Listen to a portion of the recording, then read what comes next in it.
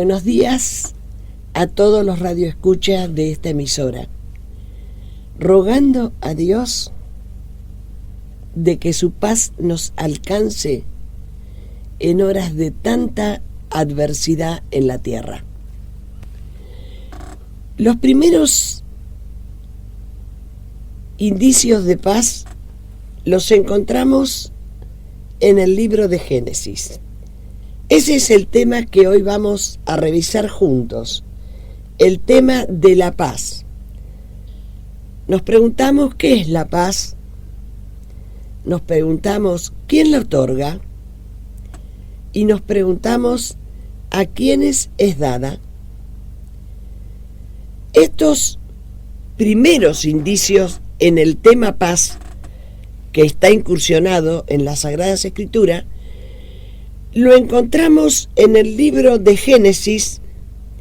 Apenas en los primeros capítulos ya inserta Dios al conocimiento humano la importancia de la paz. Diríamos que ya comienza a decir que no hay reino de Dios en la tierra si no es en paz. Voy a leer en el capítulo 12 solamente el primer versículo que dice: pero Jehová había dicho a Abraham: vete de tu tierra y de la parentela y de la casa de tu padre a la tierra que te mostraré. Este es el primer llamado de Dios a un hombre siervo, a un hombre que estaba dispuesto en su alma, tenía condiciones naturales para el servicio a Dios. Y Dios lo llama, primer hombre, Abraham, primer hombre siervo, mucho tiempo antes que Moisés, o sea, mucho tiempo antes que la ley. No había ley, no había Mesías, no había nada. No había nada donde apoyarse, solamente en sus conversaciones con Dios. Y Dios, este amor bueno que tenemos, le hablaba con él. Y habló en varias oportunidades e hizo otras cosas más también, hermosas.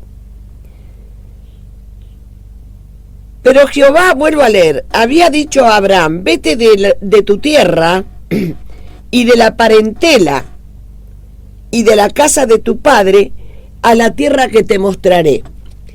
Tengo que hacer una salvedad, que Dios cuando nos llama llama a la persona. No llama ni a la familia, no llama a la esposa, no llama a los hijos, Dios tiene relación individual con cada persona. Aquí el llamado era Abraham. Tenía que dejar la casa de su padre y tenía que dejar la parentela. Él, como un hombre bueno, podríamos decir, decide ir a donde Dios le dice que vaya, a donde Dios lo llama, con su esposa y con su sobrino. Y esto le llevó a Abraham estar ocupado resolviendo problemas ajenos a los temas que Dios lo había enviado. Cuando él decide ir con la esposa, se instala en un lugar geográfico como Dios le había indicado, levanta un altar, va al segundo lugar geográfico que Dios le indicó, levanta un altar, y después viene hambre en esa tierra. Entonces Abraham decide ir a Egipto. No estaba en la mención del Señor ir a Egipto por comida. Cuando está llegando a Egipto, justo cuando está llegando, se da cuenta que su esposa era muy hermosa y dice: ahora me van a matar a mí para quedarse con ella, los faraones. Entonces él le dice a su esposa, mirá, vamos a decir que sos mi hermana. Consciente. Y entonces, al encontrarse Abraham con los faraones, la presenta como su hermana. Se armó un revoloteo ahí, no solamente con los faraones, sino con los siervos de los faraones, por la belleza de esta mujer. Abraham fue, como podríamos decir, no sé si es la palabra bendecido, tuvo un privilegio en la tierra, un privilegio material, de que a causa de que los faraones, cuando la esposa de Abraham fue entregada a los faraones le entregaban a Abraham ganado, riquezas, siervos, lo llenaron, lo hicieron un hombre poderoso en riquezas materiales. Bueno, no dice la Biblia cómo es que se enteran los faraones que esta mujer era la esposa de Abraham y no la hermana. Y entonces lo retan, los faraones lo retan a Abraham y le dicen, ¿por qué no nos dijiste que era tu esposa? Entonces le dicen, bueno, ahora toma a tu esposa y váyanse. Y los echaron de Egipto. Recordemos que él había dejado todo su vida anterior por salir a un lugar que Dios lo había llamado. Estábamos fuera del lugar que Dios lo había llamado y estábamos fuera de orden. Estábamos atendiendo un problema de la esposa a la que no tenía que llevar. No lleves tu parentela. De allí vuelve a la tierra que Dios le había indicado con la esposa y con su sobrino Lot y con muchas riquezas, mucha ganadería, muchos hombres que le iban a servir.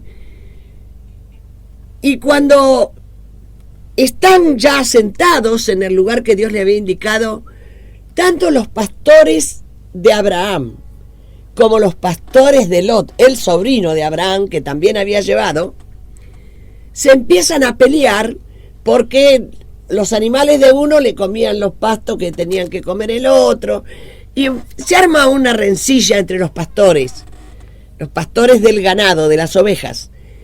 Entonces Abraham le dice a Lot, el sobrino, mirá Lot, nosotros no nos vamos a pelear por esto, mirá, levantá la vista y mirá, toda la tierra es tuya, elegí si querés ir al oriente, yo me voy al occidente, y si vos decís yo elijo el occidente, yo me voy al oriente, elegí Lot. Bueno, Lot elige el lugar donde él se va a ir, se acomodan bien, ponen el ganado donde cada uno se iba a sentir cómodo con sus animales y sus peones, y vienen y le avisan unos hombres que ya eran amigos de Abraham,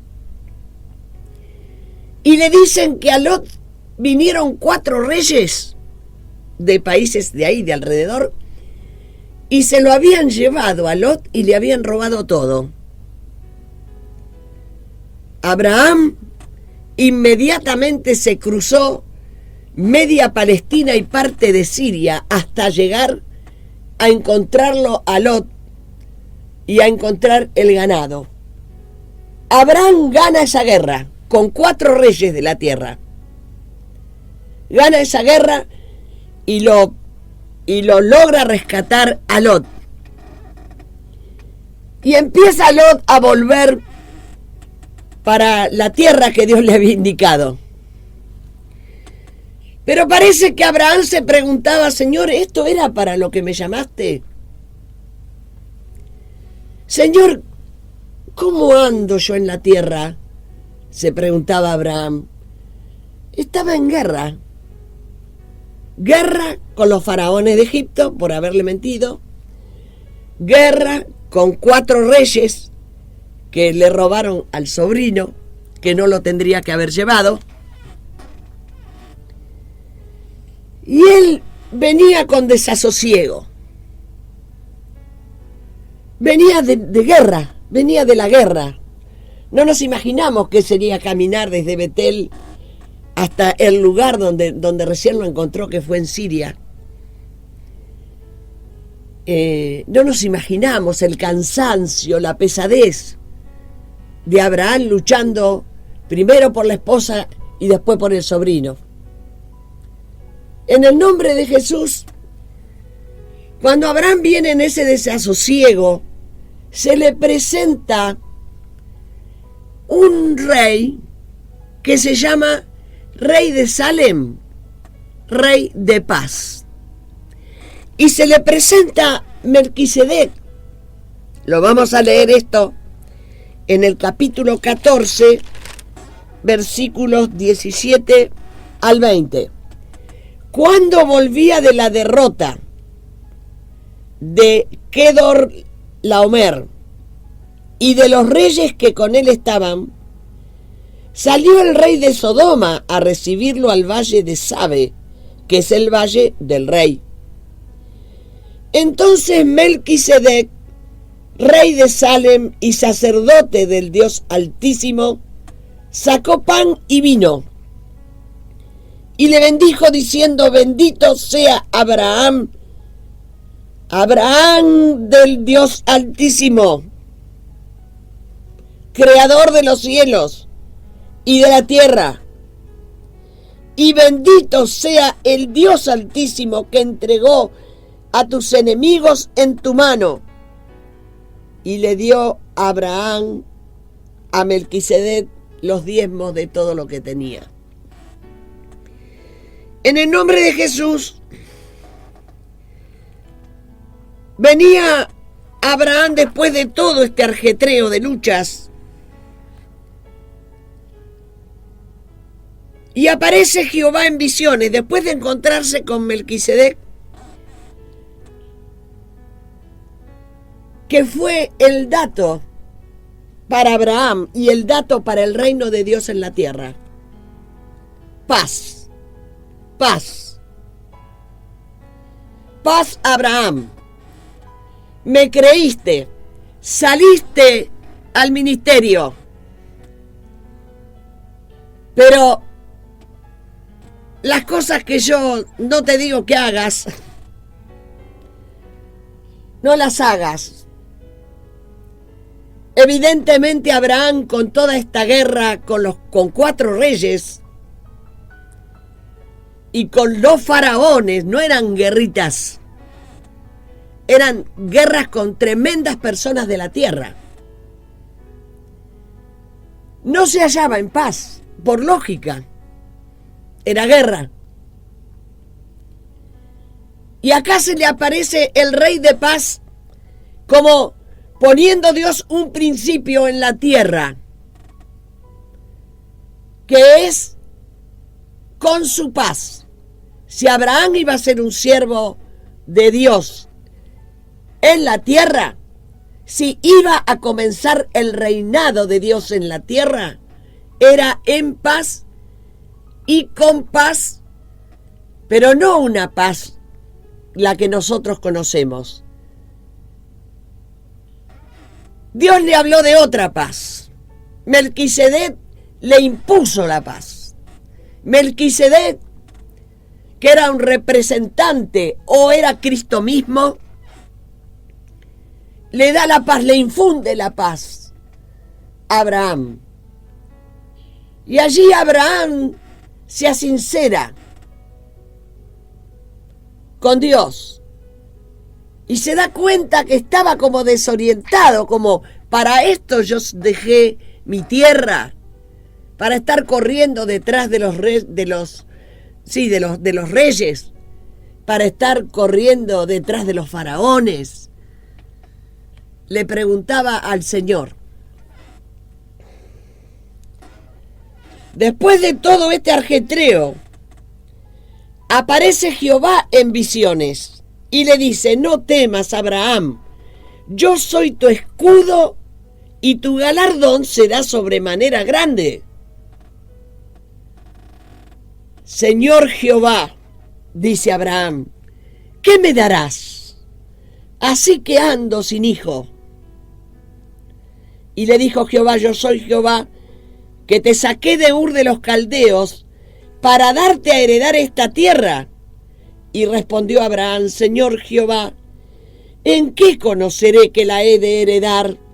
Y le pide Dios a Abraham traer animales para hacer una ofrenda, enseñándole cómo será todo aquello que encierra la promesa.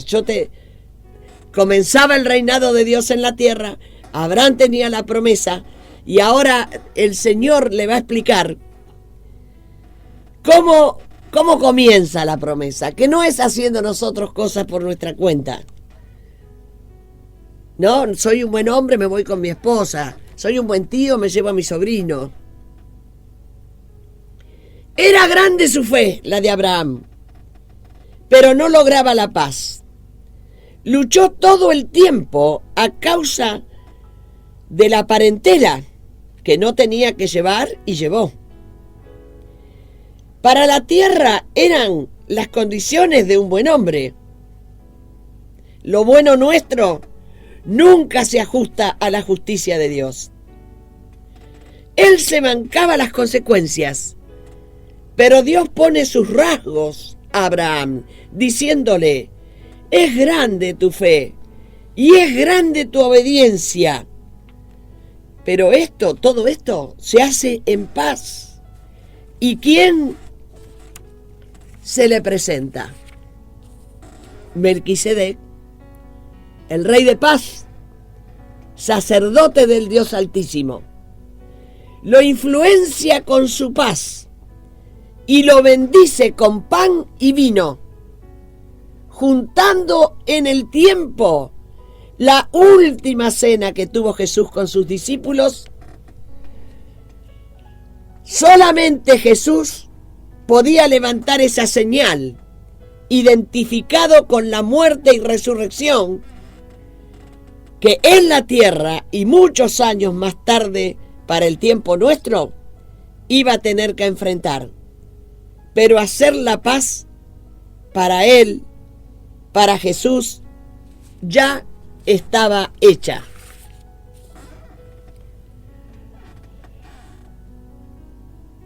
La paz es una virtud que pone en él, en el ánimo y tranquilidad y sosiego, que es lo opuesto a la turbación y pasiones.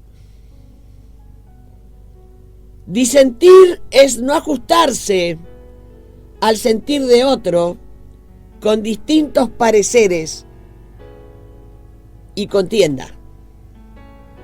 La paz es una virtud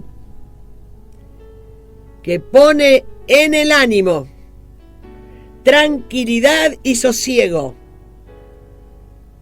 Es lo opuesto de la turbación y las pasiones.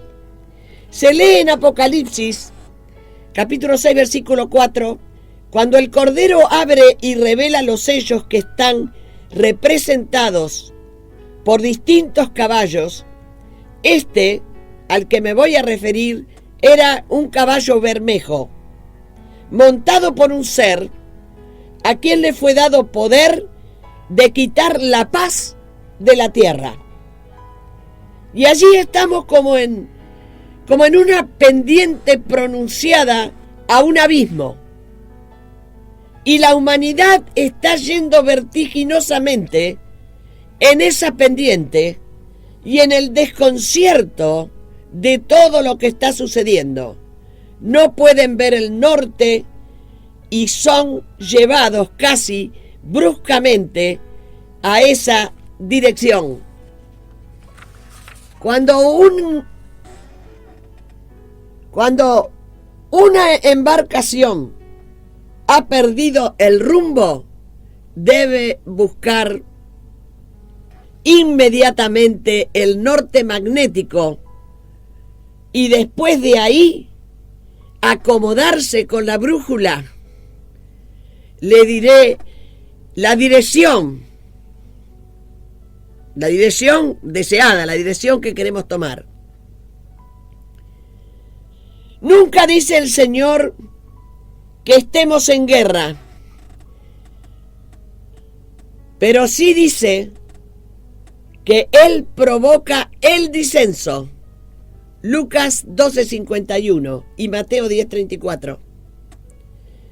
El Evangelio, más allá del amor y la justicia, es una suma de principios a los cuales nunca debemos renunciar, aún en la adversidad. Fuego. Fuego vine a meter a la tierra, decía Jesús. Fuego. Fuego vine a meter a la tierra. Y ya está encendido. Juan el Bautista decía: yo bautizo en agua, pero el que viene tras de mí, que es Jesús, Él os bautizará en Espíritu Santo y fuego. ¿Cómo fue el bautismo del Espíritu Santo y fuego de los 12 apóstoles? Tuvieron que asimilar y enfrentar. Dieron sus vidas, fuego. Dieron sus vidas, fuego. Cuando obedecemos, cuando nos mimetizamos en Él, cuando creemos que su palabra es verdad y cuando a su verdad la tenemos comprobada en todo nuestro ser, sea materia o sea espíritu, en nuestro interior. El fuego es el desafío a todas las pasiones que desde los medios de comunicación nos promueven casi permanentemente. Si no son las novelas o teleteatros o el fútbol, o si no la política, también la computadora. Son temas que diariamente nos promueven pasiones, que nos pueden disparar la vida para cualquier lado. Nos bombardean con conceptos ateos, resolviendo todo sin Dios. ¿Qué quiere decir? No resolviendo nada. Es un cúmulo de ensoberbiados que por supuesto darán su cuenta a Dios, pero no son ellos el problema para nosotros, si nos sabemos encolumnar en las capacidades naturales que tenemos cada uno y Jesús las promueve en nosotros, decía Lucas. En Lucas, en el capítulo 1, versículo 79, encaminar nuestros pies por caminos de paz. ¿No será más propicio decir gloria a Dios por todo lo que acontece, tomando posiciones firmes que surjan de nuestras convicciones unidas a su poder? ¿Cómo debemos prepararnos cada día? Más preparados estemos y más sean los que lo esperan de verdad a que Él vuelva. No los notificados de que viene, que va a volver a la tierra, y que muchas señales nos ilustran que se acerca el día de su regreso. No dándonos por notificados, sino esperándolo en fuego. Fuego que nos acerque y nos ligue a su voluntad, formando parte de una militancia en acción según su voluntad. ¿Cómo lograremos el fuego y la paz al unísono? Jesús, que es el multifacético, Él es príncipe de paz, y todas sus actitudes provienen de su paz o de un estado de paz permanente. Y en ninguna escritura bíblica se perfila Él como un repartidor de paz que otorga a los que le siguen porciones de paz. La paz es una virtud suya y todos sus actos son emitidos desde la paz. No hay acto de Jesús que no venga desde el trasfondo de su paz. Su paz nos alcanza y reina en nuestro ser interior. ¿Cuándo?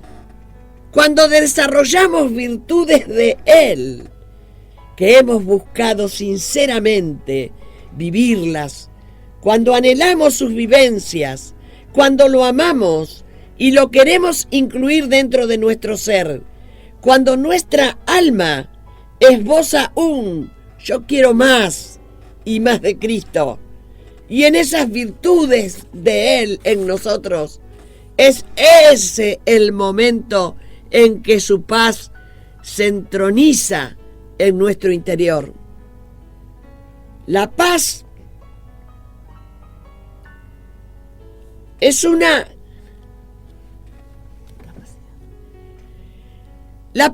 capacidad profunda de Él, que solamente en sus virtudes vamos a encontrar cuando la buscamos.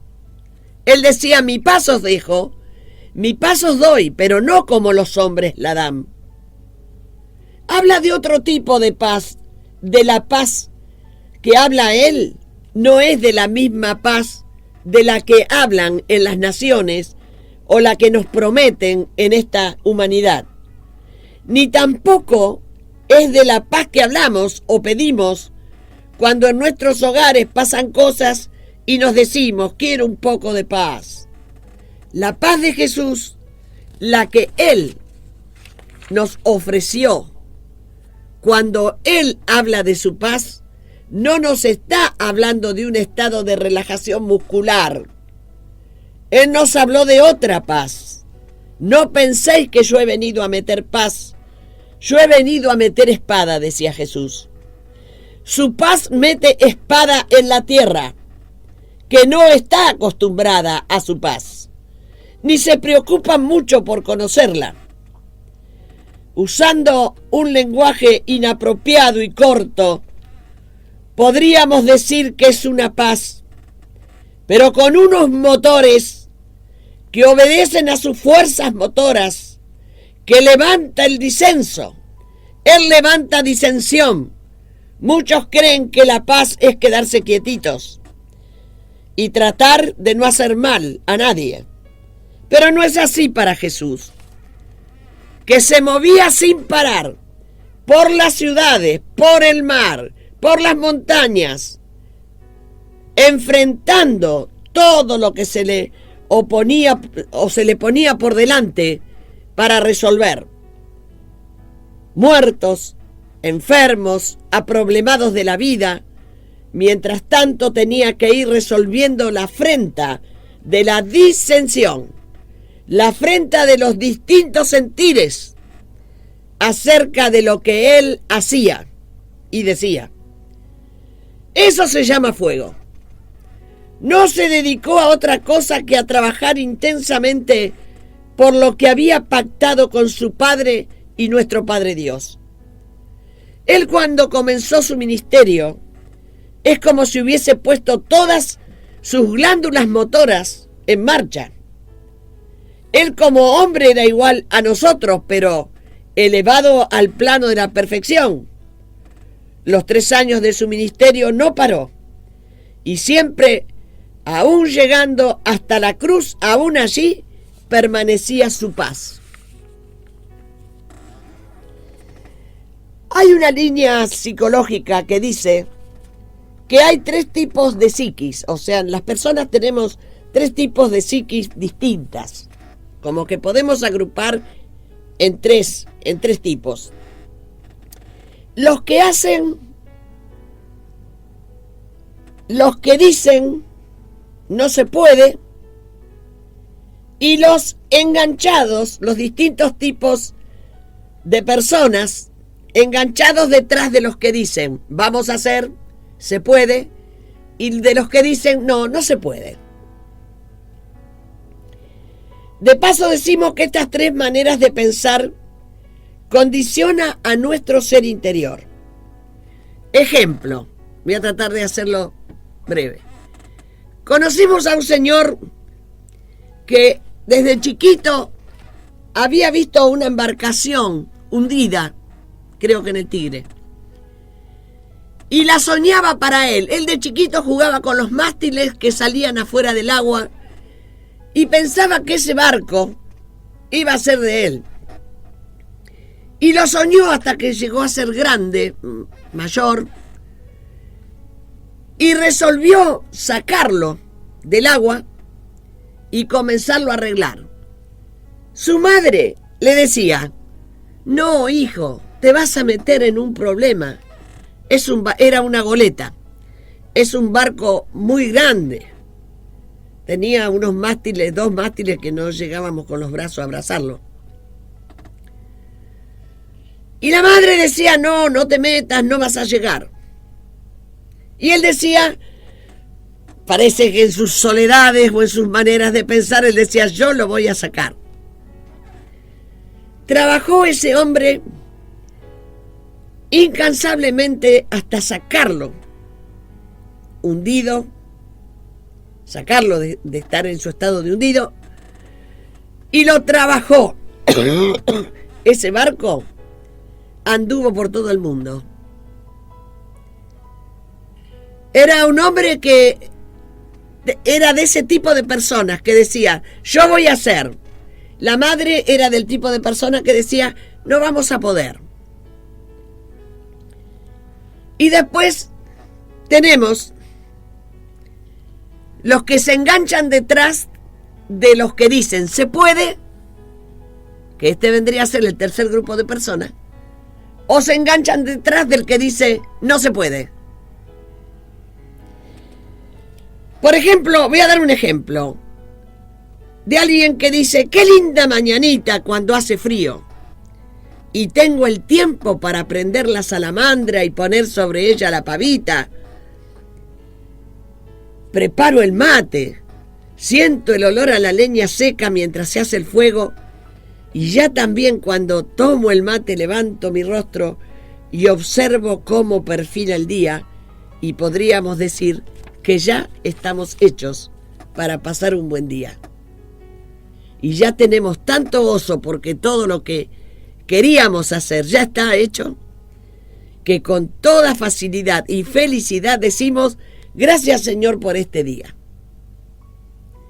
Seguimos con el ejemplo. Y ahora veamos al segundo tipo de persona. Está en un centro comercial y promueven a buen precio una salamandra. Alguien de la familia opina: qué lindo sería tener una en casa, por tal o cual cosa. Y el que tiene que tomar la decisión de la compra dice: no, porque hacen humo. Y en tercer lugar tenemos el otro tipo de personas que son enganchados detrás del que tiene los motores prendidos y toma decisiones y perfecciona, o se pone detrás del que dice no, porque hace mucho humo. Cuando comencé a estudiar este pasaje dicho por Jesús: mi paz os dejo, mi paz os doy, no como los hombres la dan, yo la doy. Pensando en esto busqué de informarme de cómo es que los hombres la dan. Yo no la doy como los hombres la dan, dice él. Entonces dije, bueno, ¿de cómo es que los hombres la dan? Por supuesto, fui a los premios Nobel de la Paz, haciéndonos creer o imaginar que los que obtienen ese premio son pacifistas. Y la sorpresa es que me encontré que Nobel, el señor Nobel, es el nombre del que inventó la dinamita, la cual para una de las cosas que se usa es para la creación de las bombas que se usan en las guerras. Y quienes premian anualmente con el Premio Nobel de la Paz por algún hecho relevante en alguna tregua, pero no en la paz, en alguna tregua en tiempos de agresión o en el caso tan discutido por el Comité Nobel y otros señores de la Tierra, como el premio Nobel que se le otorgó al presidente de los Estados Unidos, Barack Obama, en el 2009, mientras estaba comprometido en un buen número de campañas de bombardeos y aviones no tripulados, y que aún todavía algunos piden que por esas acciones debe devolver el premio. Es un premio de mucho dinero, por tanto casi siempre se resuelve dentro de una gran guerra de argumentaciones, y más son los nominados que no llegan al premio que los que llegan. Por ejemplo, Mahatma Gandhi, un luchador de verdad por la paz, fue nominado 5 veces pero nunca llegó a adquirirlo. Bueno, esta es la paz que dan los hombres. Y que Jesús decía: yo como ellos no la doy,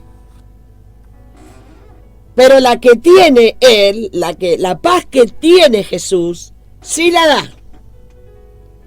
En el mundo tendréis aflicción, decía Jesús. No temáis, porque yo lo he vencido, Romanos 14, 19. Así que sigamos la paz, dice, y la mutua edificación. Cuando las personas se sienten molestas por falta de paz y así lo manifiestan, están expresando que lo que le está molestando son sus pasiones y sus turbaciones. Pero no saben buscar la paz en el lugar indicado.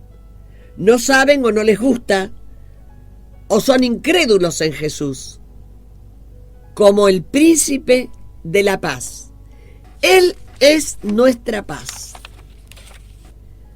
Cuando nosotros ponemos la paz en una autoconfianza, cuando yo o vos nos creemos que podemos nosotros emitir la paz,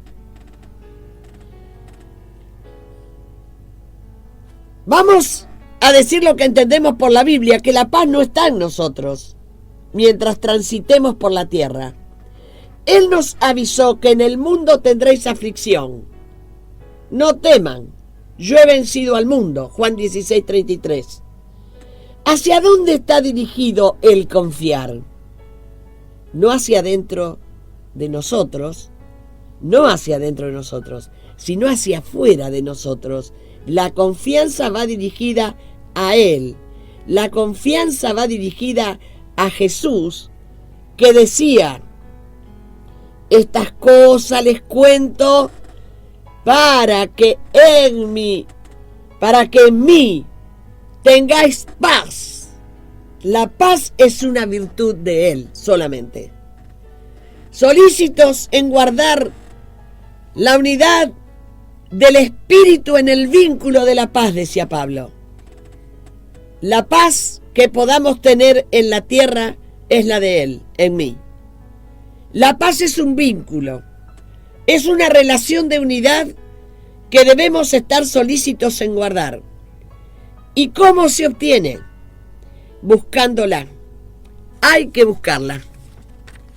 Romanos 14, 19 dice: porque el reino de Dios no es comida ni bebida, sino justicia, paz y gozo en el Espíritu Santo. Así que sigamos lo que contribuye a la paz y a la mutua edificación. Decía Jesús: bienaventurados los que buscan la paz, porque ellos serán llamados hijos de Dios. Mateo 5:9. Lucas 1:79 dice: encaminar nuestros pies por caminos de paz. Como decíamos antes, la paz no nos llega en un reparto común. A la paz hay que buscarla con el propósito de encaminar nuestros pies en los caminos de paz. La paz es una virtud que pone en el ánimo de las personas tranquilidad y sosiego. Isaías capítulo 9 versículo 6 decía este profeta. Nos lo decía con mucha anterioridad a que viniera Jesús a la tierra, la máxima manifestación de la paz. Él decía, que un niño nos es nacido, hijo nos es dado, y el principado sobre sus hombres, sobre sus hombros. Y se llamará su nombre, admirable, consejero, Dios fuerte, Padre eterno, príncipe de paz. ¿Cuál es su principado? Su principado es la paz. ¿Dónde lleva su principado? Sobre sus hombros. Y lo dilatado de su imperio y la paz no tendrán fin. Los ángeles del cielo, cuando anunciaron que Jesús había nacido, cuando le dieron el anuncio a los pastores que cuidaban sus rebaños, decían, gloria a Dios en las alturas. Gloria a Dios en las alturas. ¿Y en la tierra? ¿Y en la tierra qué pasa? Y en la tierra paz. Buena voluntad de Dios para con los hombres. Solamente por la buena y favorable voluntad de Dios el Padre, vino la paz a la tierra. ¿Cómo nos demostró que su principado era la paz? No habrá que pensar mucho para darnos cuenta de sus actitudes. Todo lo que le hicieron y le dijeron a él en feroces provocaciones para incitarlo a la violencia. Lo trataban con cuánta agresión existía, pero su actitud y respuesta nos deja ver que no era para él importante el tema de la violencia. Y sí, esa violencia que emitían sobre y contra él, no lo cambiaban ni en sus hechos ni en su interior. Él vino a la tierra con un propósito y su compromiso estaba con su Padre Dios, con el pacto que habían hecho con su Padre. Y nada ni nadie logró sacarlo de allí. Su principado es de paz. Su paz no es un objeto de reparto. Su paz no se reparte. O tampoco su paz es un bautismo popular. Su paz es un principado. Cuando nosotros logramos la paz, tenemos que saber que no es de nuestros orígenes. La paz que nosotros podemos lograr es su paz. La del príncipe de paz. Solamente mimetizándonos en él, organizando nuestro interior al sentir de su interior. Y cuando nos encontramos con obstáculos para hacerlo, seguramente en tu interior habrá, o posiblemente, algún o algunos motivos para pedir perdón. Y eso es lo que no te deja llegar a la paz buscada.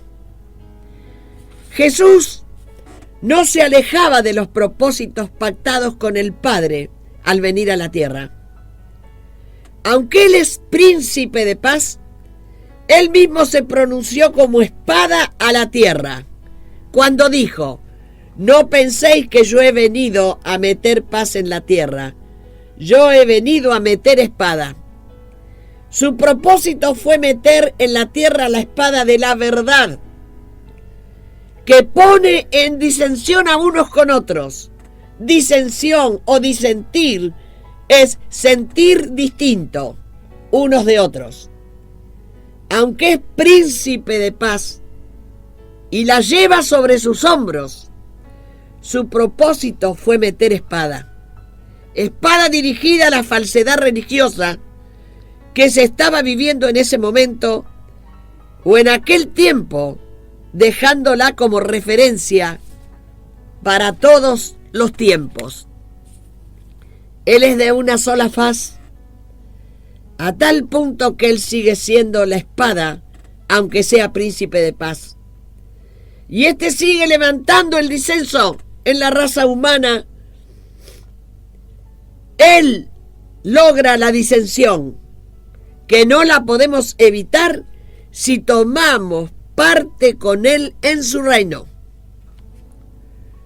Cuando tratamos de buena intención congraciarnos con personas que no son del mismo sentir, es uno que disiente. Nos va a pasar que vamos a perder el objetivo del propósito por el cual hemos sido creados y llamados a buscar la paz de Jesús en Él mismo, como a meter su espada. Nosotros busquemos la paz que su verdad pone la espada. Jesús decía de sí mismo: fuego vine a meter a la tierra.